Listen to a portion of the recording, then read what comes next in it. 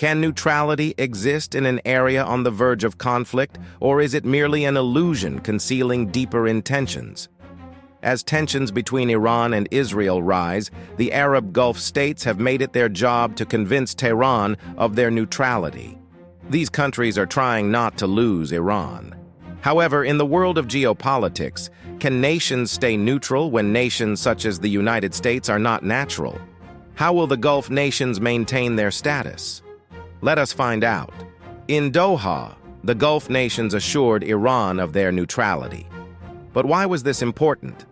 The Gulf states, including Saudi Arabia, the United Arab Emirates, Qatar, Kuwait, Oman, and Bahrain, have long been aware of the terrible implications of being involved in external conflicts. The Middle East has long been a geopolitical playground for global powers seeking control of resources, influence, and strategic footholds. From colonial invasions to Cold War proxy battles, the region has been subjected to foreign interference, with indigenous populations frequently left to pick up the pieces. These events have greatly influenced the Gulf countries' current demand for neutrality. Today, neutrality is more than a diplomatic decision for these countries. It is a survival mechanism based on historical lessons. One of the fundamental reasons for their decision to remain neutral is to keep their territories from becoming battlegrounds for foreign wars. The scars from previous conflicts, particularly the Gulf Wars, are still visible. During these battles, countries such as Iraq and Kuwait saw their territory immersed in bloodshed, with foreign military bases popping up like uninvited visitors. The recollections of Kuwait's devastation during the 1990 Gulf War serve as a vivid reminder to Gulf leaders of the consequences of participating in large-scale conflicts. Gulf governments have learned that permitting foreign powers to use their territory for military operations against neighboring countries can have disastrous long-term effects. This time, they're drawing a line in the sand.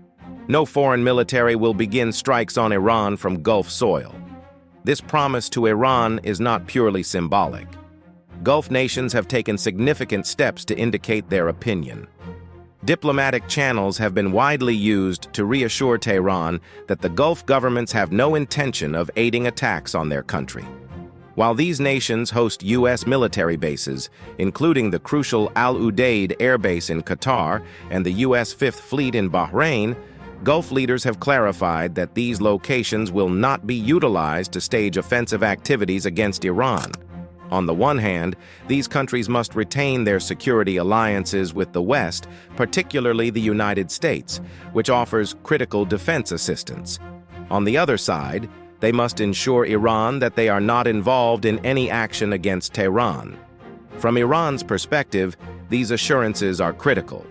Tehran has a long history of viewing foreign military outposts as potential dangers, especially those located close to its borders. The second reason for Gulf neutrality lies in the region's recognition of the broader consequences of the Iran-Israel conflict.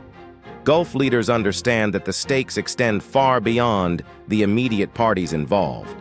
They recognize the gravity of the situation and how easily this regional conflict could spiral into a global catastrophe.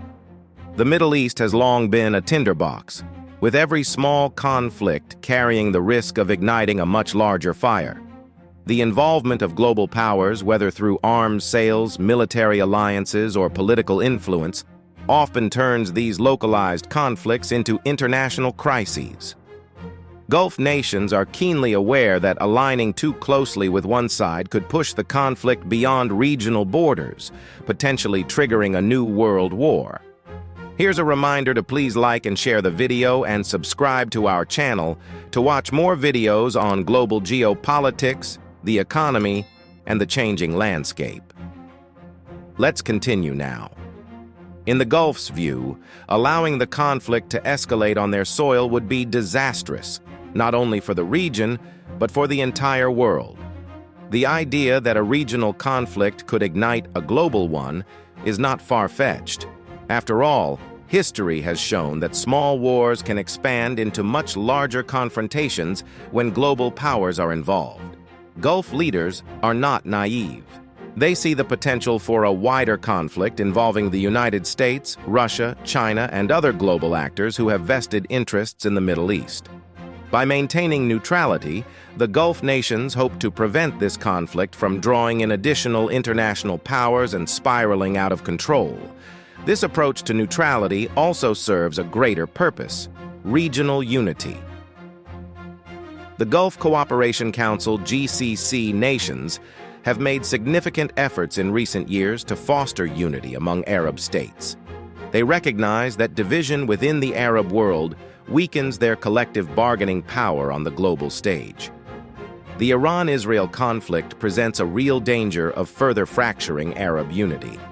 By maintaining neutrality, the Gulf states seek to ensure that this conflict does not become a wedge driving apart Arab nations, which could weaken the region and make it more vulnerable to external manipulation. Finally, the Gulf states' neutrality is driven by one of their most pressing concerns: economic stability. Their economies are deeply intertwined with global oil markets, and their wealth is largely tied to their ability to export oil. In an environment where oil continues to dominate global energy needs, any disruption to Gulf oil production could spell disaster for their economies. Gulf nations have spent decades building up their oil industries, which have become their primary source of income and a crucial part of their national identities. The prospect of oil fields becoming battlegrounds in the Iran-Israel conflict is a nightmare scenario for Gulf leaders. The second reason for Gulf neutrality is the region's realization of the wider implications of the Iran-Israel confrontation. Gulf leaders recognize that the stakes go far beyond the direct parties engaged. They understand the gravity of the situation and how quickly this regional conflict might escalate into a worldwide disaster. The Middle East has traditionally been a tinderbox, with each little crisis posing the possibility of sparking a much greater fire. The involvement of global powers, whether through arms sales, military alliances, or political influence, frequently escalates localized conflicts into worldwide crises. Gulf nations are acutely aware that associating too strongly with one side risks expanding the fight beyond regional borders, potentially sparking a new world war. Here's a reminder to like, share, and subscribe to our channel for more videos on global geopolitics, the economy, and the changing landscape. Let us proceed now. Allowing the battle to escalate on their turf, the Gulf believes, would be devastating not only for the region, but for the entire world. The concept that a regional conflict could spark a global one is not implausible. After all, history has shown that little wars may escalate into far larger confrontations when global forces become involved. Gulf leaders aren't naive. They see the possibility of a larger battle involving the US, Russia, China, and other global entities with deep interests in the Middle East. By remaining neutral, the Gulf nations want to keep this confrontation from attracting new international powers and spinning out of hand.